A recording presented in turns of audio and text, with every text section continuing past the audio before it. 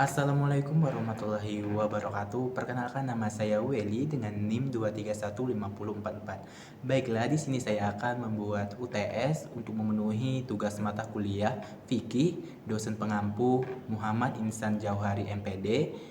Baiklah, teman-teman bisa menyaksikan videonya. Baiklah, di sini saya akan menjelaskan materi yang pertama, yaitu tentang konsep dasar fikih. Nah, di sini sudah ada beberapa pengertian. Yang pertama yaitu definisi dari syariah.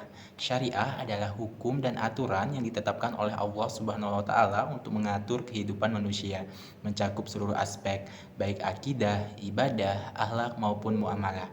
Nah, di sini ada pengertian fikih. Fikih adalah ilmu yang membahas hukum-hukum syar'i yang berkaitan dengan perbuatan manusia, seperti ibadah, muamalah, dan lain-lain, yang diambil dari dalil-dalil terperinci.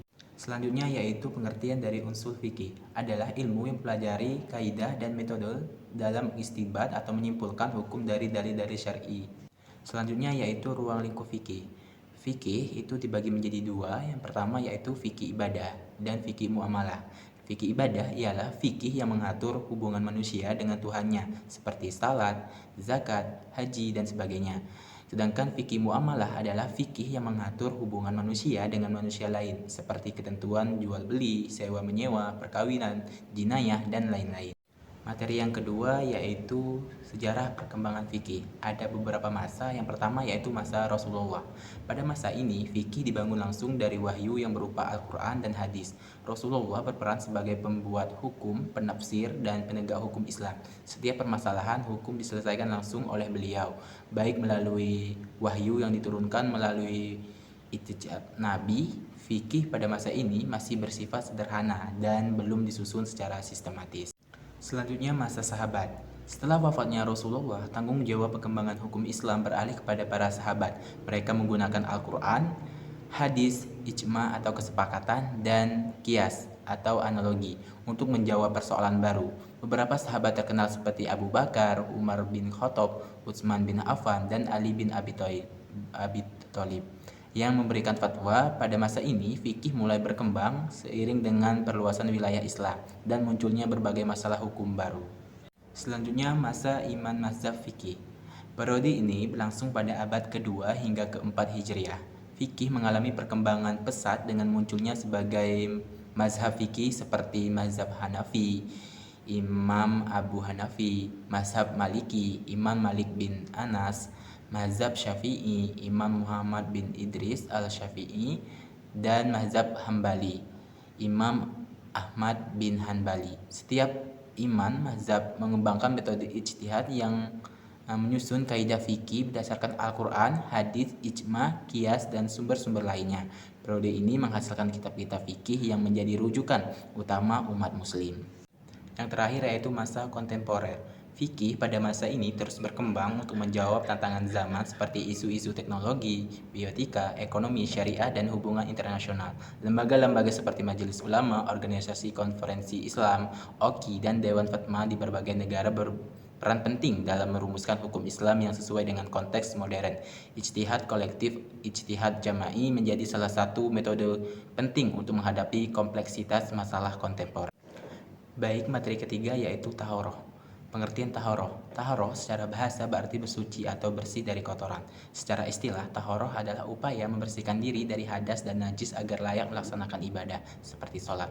Adapun dalil tahoroh terdapat dalam Al-Quran sebagai berikut. Yang pertama ada dalam Quran surah Al-Baqarah ayat 22 yang artinya, sesungguhnya Allah menyukai orang-orang yang bertobat dan menyukai orang-orang yang menyucikan diri. Dan yang kedua dalam Quran surah Al-Mudathir ayat keempat yang artinya, dan pakaianmu bersihkanlah.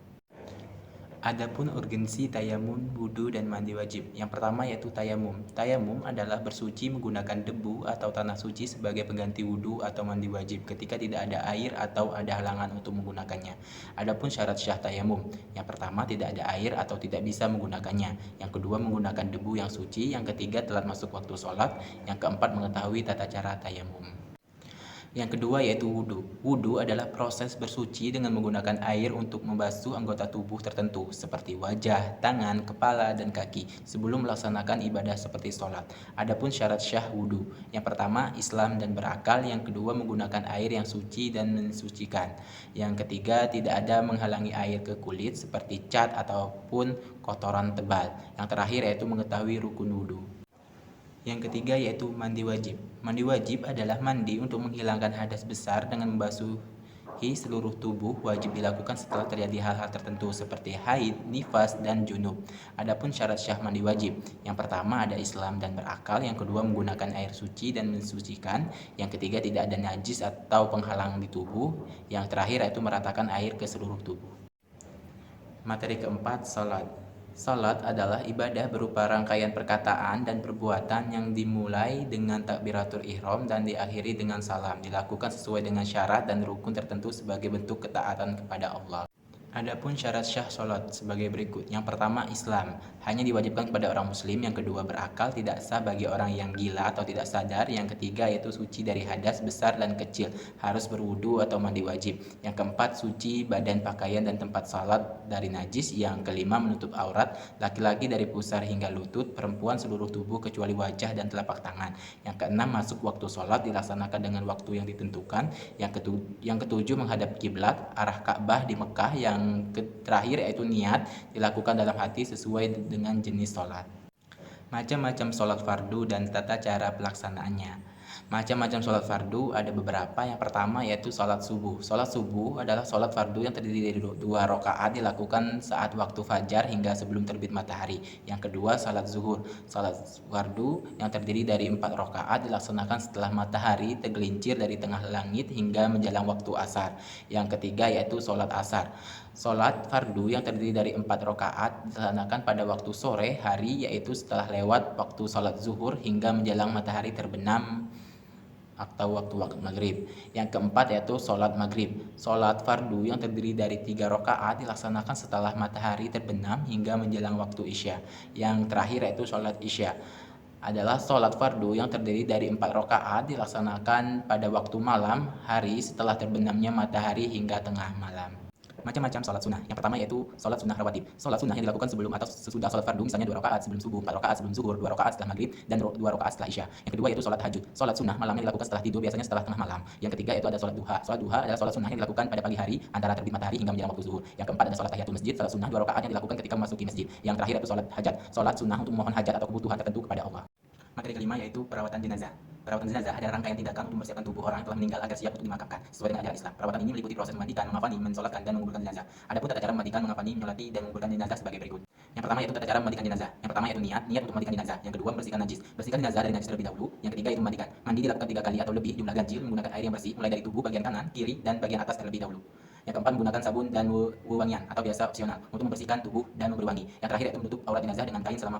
Yang kedua yaitu tata cara mengkafani jenazah. Yang pertama yaitu persiapkan kain kafan 3 lapis kain putih dan jahitan untuk laki-laki atau lebih banyak untuk perempuan tergantung kebutuhan. Yang kedua yaitu mengkafani. Kafan dibalutkan dengan rapi mulai dari bagian tubuh yang paling bawah, kaki ke atas, menutup seluruh tubuh. Yang terakhir yaitu menambahkan wangian pada bagian tubuh sebelum dikafani.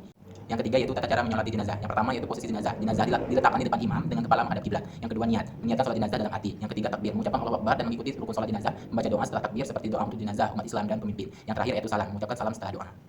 Yang terakhir yaitu tata cara menguburkan jenazah. Yang pertama yaitu menggali kubur. Kubur digali sesuai ketentuan, biasanya dalam posisi jenazah menghadap kiblat. Yang kedua menurunkan jenazah. Jenazah dimasukkan ke dalam kubur dengan hati-hati, dimiringkan ke sisi kanan menghadap kiblat. Yang ketiga membaca doa untuk jenazah saat menurunkan jenazah ke dalam kubur. Yang keempat menimbun kubur. Setelah jenazah diletakkan, timbun dengan tanah dan ratakan kubur. Yang terakhir yaitu membaca doa. Doakan jenazah setelah kubur tertutup. Materi keenam yaitu puasa. Puasa adalah ibadah yang dilakukan dengan menahan diri dari makan, minum, dan segala hal yang membatalkan puasa, mulai dari fajar hingga terbenam matahari, dengan niat ibadah kepada Allah. Adapun syarat syah puasa sebagai berikut. Yang pertama yaitu Islam. Puasa hanya diwajibkan pada orang Islam. Yang kedua berakal. Orang yang berakal sehat diwajibkan berpuasa. Ketiga balik. Puasa diwajibkan pada orang yang sudah mencapai usia dewasa. Yang keempat mampu. Tidak ada halangan atau kesulitan yang menghalanginya pelaksanaan puasa, misalnya sakit berat atau dalam perjalanan. Yang terakhir yaitu niat. Niat puasa dilakukan pada malam hari sebelum fajar. Adapun puasa sunnah dan fardu sebagai berikut. Yang pertama yaitu puasa sunnah. Puasa sunnah adalah puasa yang dianjurkan dalam Islam tetapi tidak wajib. Ada beberapa contoh puasa sunnah. Yang pertama yaitu puasa Senin Kamis, puasa pada hari Senin dan Kamis. Yang kedua ada puasa Arafah, puasa Arafah pada hari ke-9 Dzulhijjah. Yang ketiga ada puasa Asyura, puasa pada hari ke-10 Muharram. Yang keempat puasa Daud, puasa sehari berpuasa sehari berbuka. Yang kedua yaitu puasa fardu. Puasa fardu adalah puasa yang wajib dilaksanakan seperti yang pertama ada puasa Ramadan, puasa yang wajib dilakukan oleh setiap muslim di bulan Ramadan. Yang kedua ada puasa kafarat, puasa sebagai bentuk penembusan dosa jika melakukan pelanggaran dalam ibadah seperti fidyah. Yang terakhir ada puasa nazar, puasa yang dilakukan sebagai bentuk janji atau nazar kepada Allah. Materi yang terakhir adalah zakat. Zakat adalah ibadah wajib yang berupa harta yang dikeluarkan oleh seorang muslim yang memenuhi syarat dengan tujuan untuk membersihkan harta dan membantu orang yang membutuhkan. Adapun macam-macam zakat. Yang pertama yaitu zakat mal. Zakat mal adalah zakat harta yang dikeluarkan dari harta kekayaan seperti uang, hasil pertanian, dan perdagangan. Umumnya 2,5% dari harta yang dimiliki selama setahun. Yang kedua ada zakat fitrah. Zakat fitrah adalah zakat yang dikeluarkan menjelang Idul Fitri berupa makanan pokok atau uang setara dengan kebutuhan satu orang, dikeluarkan oleh setiap muslim yang mampu. Yang ketiga yaitu zakat penghasilan. Zakat penghasilan adalah zakat yang dikenakan pada penghasilan atau gaji yang diterima yang dikeluarkan setahun sekali jika memenuhi nisab dan haul.